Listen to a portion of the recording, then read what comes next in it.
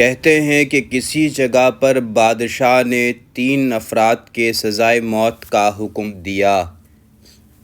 بادشاہ کے حکم کی تعمیل میں ان تینوں کو پھانسی گھاٹ پر لے جایا گیا، جہاں ایک بہت بڑا لکڑی کا تختہ تھا، جس کے ساتھ پتھروں سے بنا ایک مینار اور مینار پر ایک بہت بڑا بھاری پتھر مضبوط رسے سے بندھا ہوا ایک چرخے پر جھول رہا تھا۔ رسے کو ایک طرف سے کھینچ کر جب چھوڑا جاتا تھا تو دوسری طرف بندھا ہوا پتھر زور سے نیچے گرتا اور نیچے آنے والی کسی بھی چیز کو کچل کر رکھ دیتا تھا۔ چنانچہ ان تینوں کو اس موت کے تختے کے ساتھ کھڑا کیا گیا۔ ان میں سے ایک عالم، ایک وکیل اور ایک فلسفی تھا۔ سب سے پہلے عالم کو اس تختے پر عین پتھر گرنے کے مقام پر لٹایا گیا اور اس کی آخری خواہش پوچھی گئی تو عالم کہنے لگا، میرا اللہ پر پختہ یقین ہے، وہی موت دے گا اور زندگی بخشے گا، بس اس کے سوا کچھ نہیں کہنا۔ اس کے بعد رسے کو جیسے ہی کھولا تو پتھر پوری قوت سے نیچے آیا اور عالم کے سر کے اوپر آ کر رک گیا۔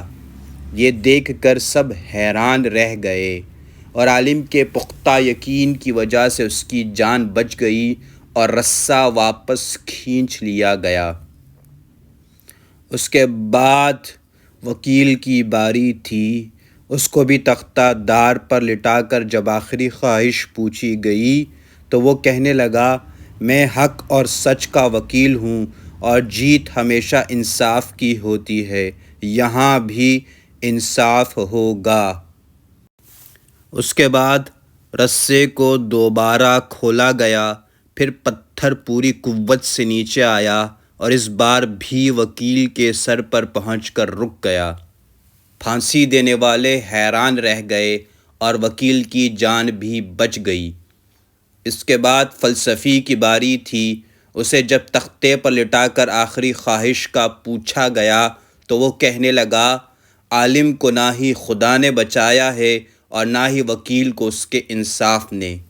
دراصل میں نے غور سے دیکھا ہے کہ رسے پر ایک جگہ گانٹھ ہے جو چرخی کے اوپر گھومنے میں رکاوٹ کی وجہ بنتی ہے، جس سے رسہ پورا کھلتا نہیں اور پتھر پورا نیچے نہیں گرتا۔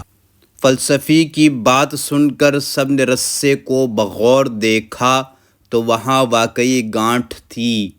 انہوں نے جب وہ گانٹھ کھول کر رسہ آزاد کیا تو پتھر پوری قوت سے نیچے گرا اور فلسفی کا ذہین سر کچل کر رکھ دیا۔ بعض اوقات بہت کچھ جانتے ہوئے بھی منہ بند رکھنا حکمت میں شمار ہوتا ہے۔